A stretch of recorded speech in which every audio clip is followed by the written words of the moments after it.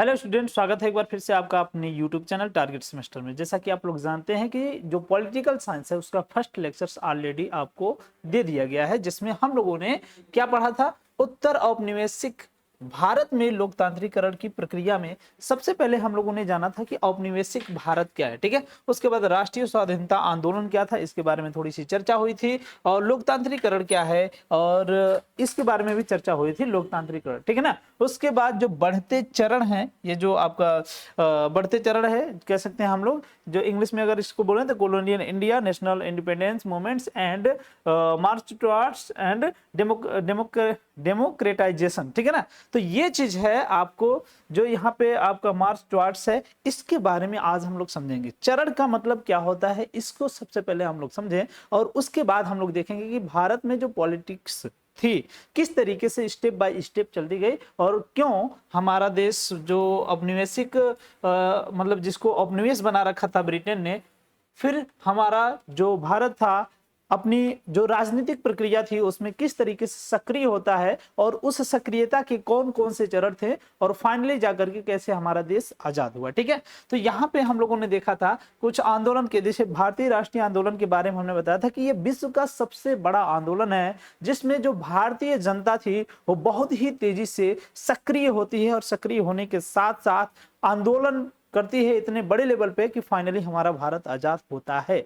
लेकिन एक चीज और समझिए कि इसके स्टेप में कई स्टेप हैं, मतलब इसके जो चरण हैं कई चरण से होकर के गुजरती है जो राजनीतिक प्रक्रिया होती है, ठीक है। और इसको थोड़ा सा हम लोग ऐसे समझ सकते हैं, थोड़ा सा अगर मैं चरणों का थोड़ा सा उदाहरण अगर मैं आपको देता हूं,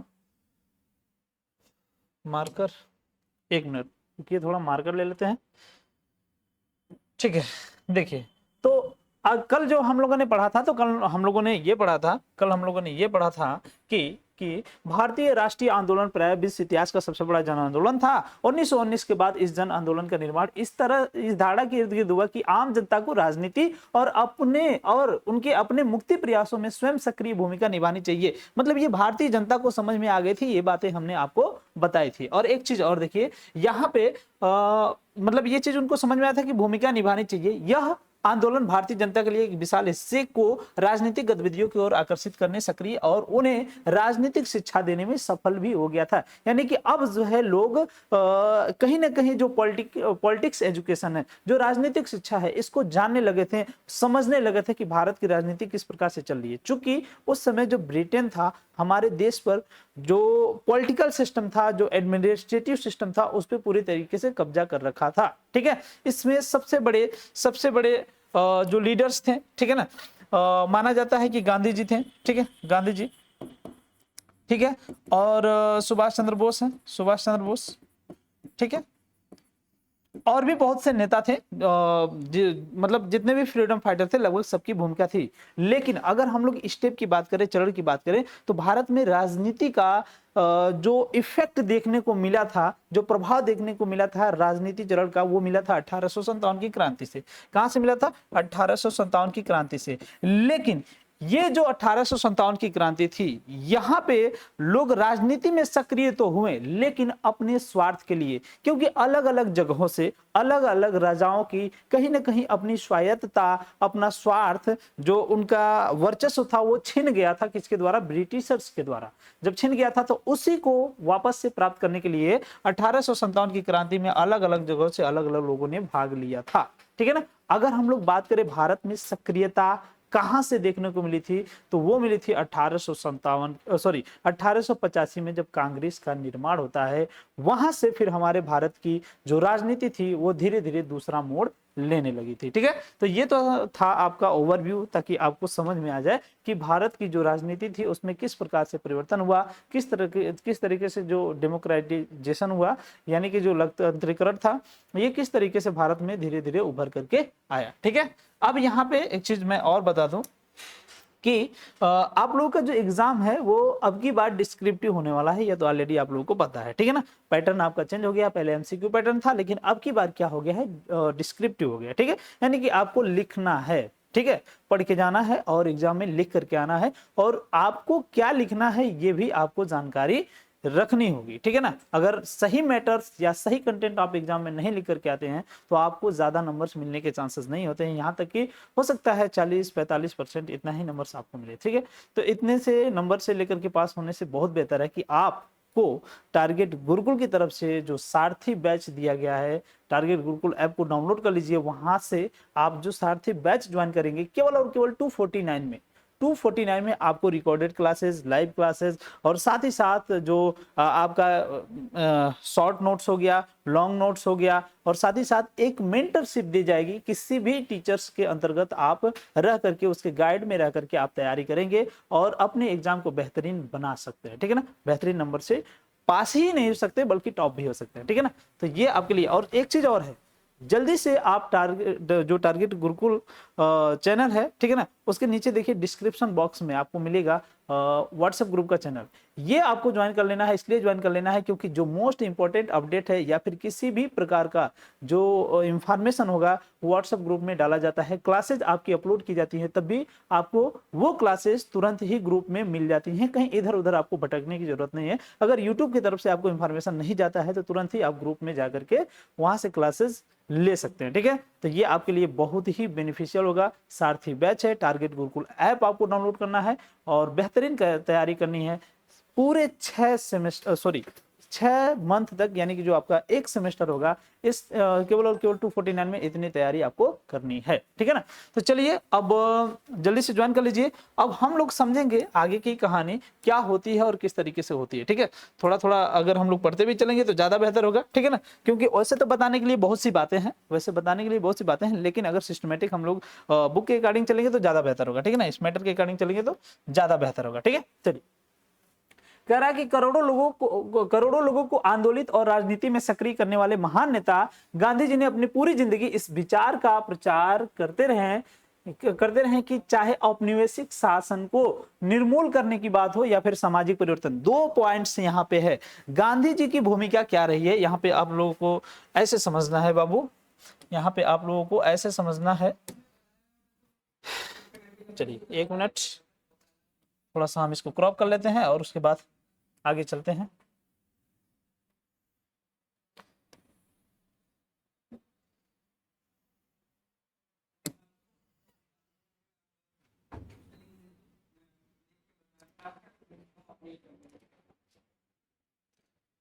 एक मिनट,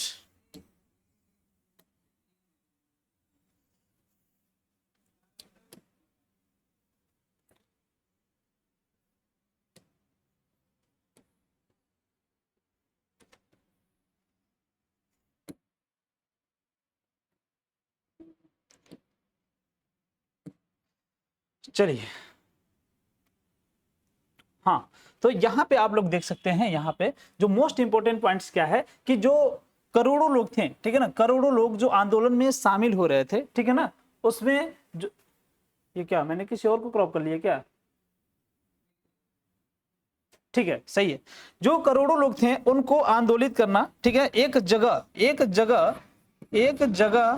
या फिर एक मंच पर स्थापित करने के लिए सिर्फ और सिर्फ एक स्पष्ट जो है भूमिका निभाया था। किसने?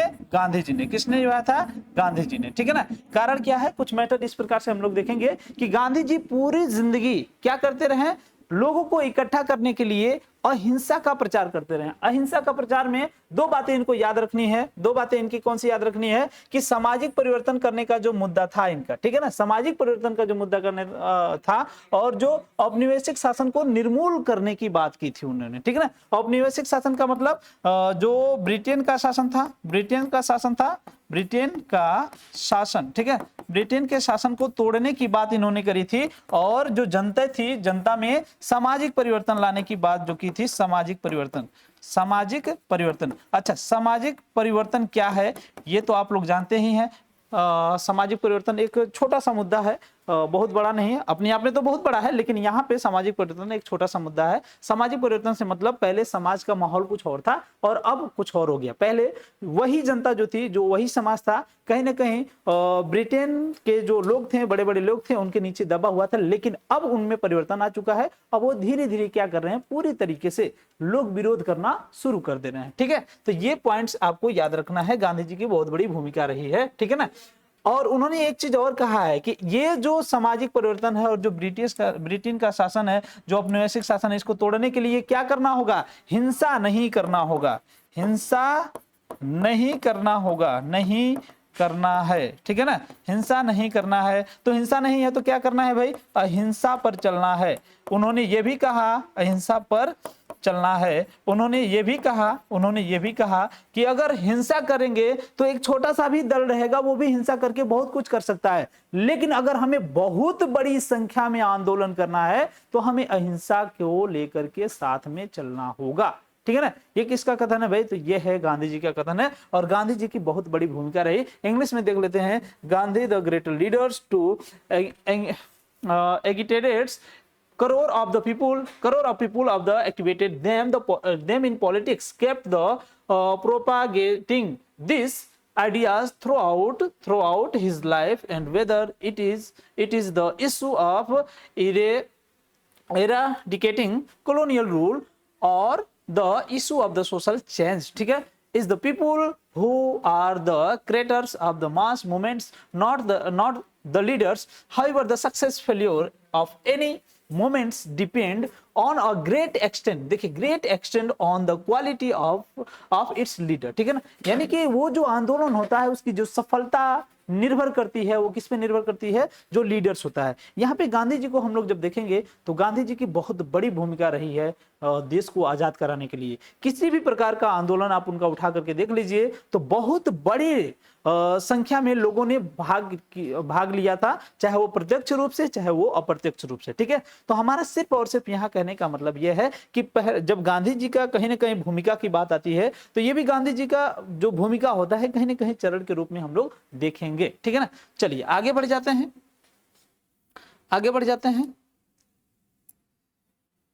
दूसरी बात यह है कि आंदोलन के एक स्वरूप में सत्याग्रह जनता की सक्रिय भागीदारी और भाग न लेने वाले करोड़ों लोगों की सहानुभूति समर्थन पर आधारित थी। अभी हमने वही बात कहा कि गांधी जी का जो सत्याग्रह था इसमें लोगों ने भले ही प्रत्यक्ष रूप से भाग नहीं लिया था, बल्कि अप्रत्यक्ष रूप से उनकी सहानुभूति और समर्थन था। ठीक है, दरअसल एक हिंसक क्रांति के प्रतिबद्धकर्ताओं और योद्धाओं को छोटे दल द्वारा भी लड़ा जा सकता है। मतलब अगर हम लोग देखें तो अगर छोटा दल है वो तुरंत हिंसा करने के लिए तैयार हो जाएगा, भले वो दब जाए, कुट जाए, कुछ भी हो। और यही चीज तो हमें देखने को मिला कहां पे, 1857 की क्रांति। 1857 की क्रांति में हमने देखा कि छोटे छोटे दल जो थे वो कहीं ना कहीं एक्टिव होते रहे और दबते रहे, और लेकिन यहाँ पे जो बात की जा रही है, यहाँ पे बात ये की जा रही है कि अगर छोटे दल होंगे तो ये हिंसक होने के साथ साथ बहुत बड़ी लेवल पे काम नहीं कर पाएंगे।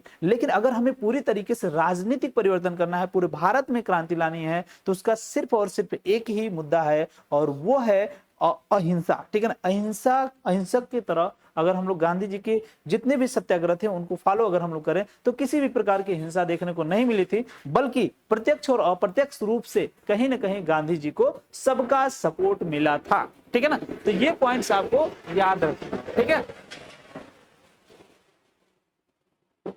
अहिंसक क्रांति के लिए लाखों लोगों की राजनीतिक सक्रियता और बहुसंख्यक जनता का अप्रत्यक्ष समर्थन अनिवार्य था। अतीत को देखते हुए यह कहा जा सकता है कि आम जनता की राजनीतिक सक्रियता के लंबे अनुभवों को देखते हुए ही भारतीय गणतंत्र के संस्थापकों ने भारतीय जनता की राजनीति की क्षमता पर संपूर्ण विश्वास किया और व्यापक अशिक्षा और गरीबी के बावजूद बिना किसी हिचक के वयस्क मताधिकार को लागू किया। ये पॉइंट्स आपको बहुत ही इंपॉर्टेंट है, याद रखनी है। ध्यान दीजिए क्या पॉइंट्स याद रखना है कि जो एक अहिंसक क्रांति थी, ठीक है ना। तो अहिंसक जो क्रांति है, अहिंसक क्रांति, तो लोगों ने देखा, जो कौन से लोगों ने देखा, जो लीडर थे, जो मोस्ट इंपोर्टेंट नेता थे उस समय के, उन लोगों ने देखा कि आम जनता में राजनीतिक सक्रियता हो रही है, सक्रियता हो रही है। सक्रियता कौन सी भाई? तो राजनीतिक सक्रियता हो रही है, ठीक है ना। तो देखिए, अब एक चीज और देखिए, अंग्रेजों ने कहा था कि अगर भारत में ये जो वोट का अधिकार दे देते हैं, अगर राजनीति करने का मौका दे देते हैं, तो कहीं ना कहीं लोग आपस में लड़ भिड़ेंगे और यहाँ पे लोकतंत्र स्थापित नहीं हो पाएगा, सक्सेस नहीं हो पाएगा। लेकिन हमारे लीडर्स जो थे, उन लोगों को इतना विश्वास था कि जो जनता है हम लोगों की, उन लोगों में राजनीतिक सक्रियता, राजनीतिक चेतना जग चुकी है, और ऐसे सिचुएशन में व्यापक अशिक्षा और गरीबी होते हुए भी हम इन लोगों को वयस्क मताधिकार देंगे, और इसी मताधिकार के साथ ही हम अपनी सरकार बनाएंगे। बात समझ में आई? बात समझ में आएंगी? बात समझ में आ गई? ठीक है। तो ये रहा चरण, ठीक है, गांधी जी की कैसी भूमिका रही और क्यों जो भारतीय जनता थी राजनीति में इतना सक्रिय हुई, इसको आपने समझा, ठीक है ना, इसको आपने समझा। चलिए अब आगे हम लोग बढ़ जाते हैं, इसको स्किप करते हैं। चलिए इंग्लिश में भी है, इंग्लिश में थोड़ा सा हम लोग देख लेते हैं।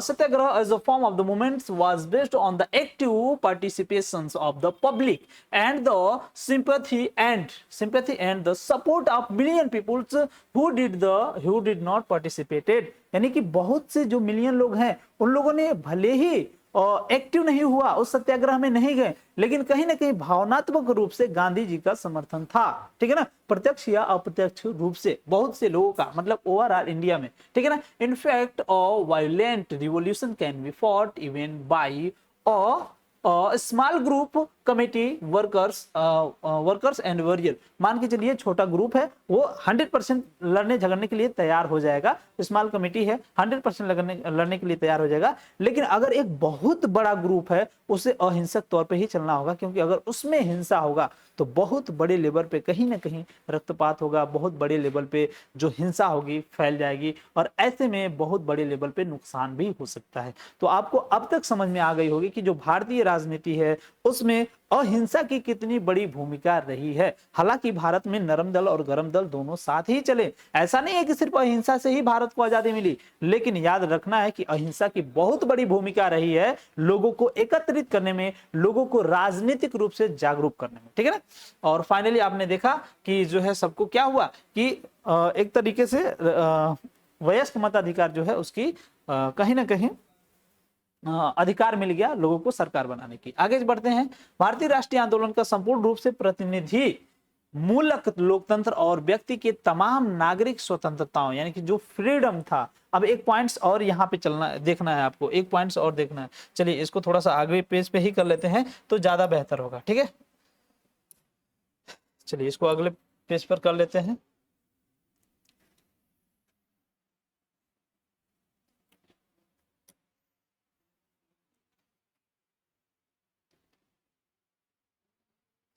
चलिए ये आप लोगों ने स्क्रीनशॉट अगर नहीं लिया है तो ले लीजिए, क्योंकि ये पिछला चीज था, ठीक है ना।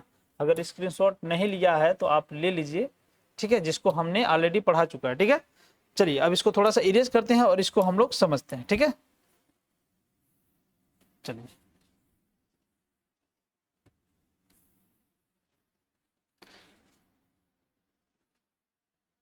ठीक है, चलें देखें यहाँ पे। भारतीय राष्ट्रीय आंदोलन संपूर्ण रूप से प्रतिनिधि मूलक लोकतंत्र और व्यक्ति के तमाम नागरिक स्वतंत्रताओं पर आधारित राजनीति के प्रति प्रतिबद्ध था। यानी कि यहाँ पे अगर वयस्क मताधिकार दिया गया,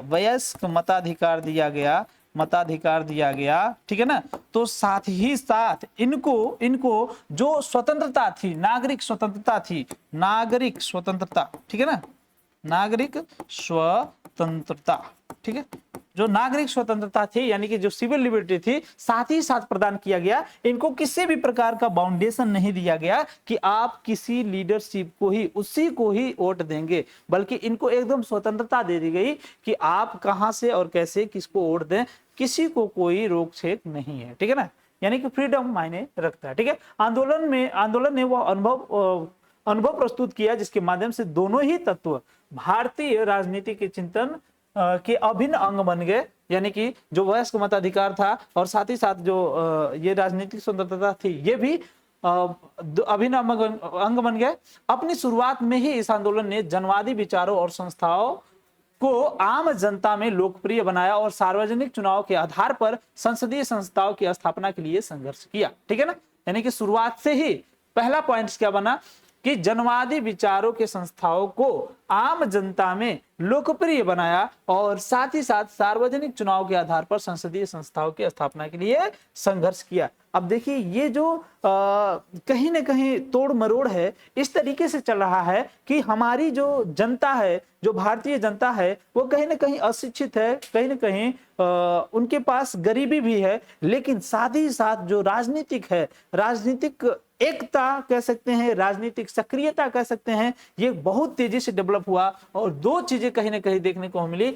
कौन सी? जनवादी विचारों और संस्थाओं को आम जनता में लोकप्रिय बनाना, और दूसरा क्या है कि सार्वजनिक चुनाव के आधार पर संसदीय संस्थाओं की स्थापना। ठीक है, तो ये भी पॉइंट्स आपको याद रखना है। ठीक है, और राष्ट्रीय मताधिकार, ये राष्ट्रवादी वयस्क मताधिकार है, ये तो आपको बता ही दिए गए। इस आंदोलन ने औपनिवेशिक शासन द्वारा प्रेस की स्वतंत्रता और बोलने की आजादी पर होने वाले हमलों पर उतना ही ध्यान दिया जितना कि अन्य राजनीतिक और आर्थिक नीतियों पर हमेशा इन अर्ध जनवादी राजनीतिक मंचों को विस्तार देने की कोशिश की, जिसके अंतर्गत वैध राजनीतिक गतिविधियों और शांतिपूर्ण जन आंदोलन को संगठित किया जा सकता था। शासकों द्वारा इन मंचों को न उभरने देने की कोशिशों के विरुद्ध इसने लगातार संघर्ष भी किया। ठीक है ना, अब हमने बताया था कि दो चीजें इन लोगों को मिली, भारतीय जनता को वयस्क मताधिकार मिला और साथ ही साथ राजनीति जो नागरिक स्वतंत्रता थी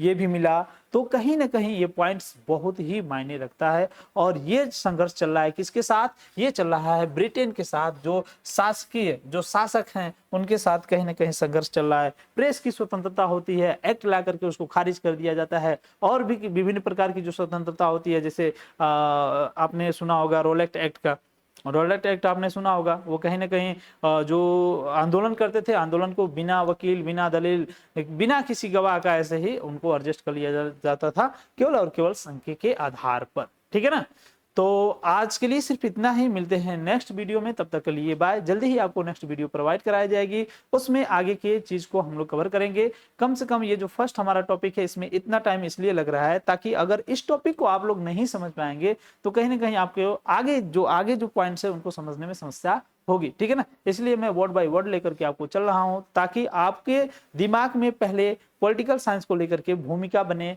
और उस चीज को आप समझें, और कहीं ना कहीं छोटी छोटी घटनाएं जब आप नहीं समझेंगे तो दिक्कतें होंगी। तो आगे जब हम लोग लेक्चर कवर करेंगे उसमें पहले छोटी से छोटी घटनाएं जो पहले हम लोगों ने पढ़ लिया है उसको एक्सप्लेन कर देंगे, उसको शॉर्ट में बता देंगे, फिर आगे का क्लास कवर किया जाएगा। मिलते हैं नेक्स्ट वीडियो में, तब तक के लिए बाय।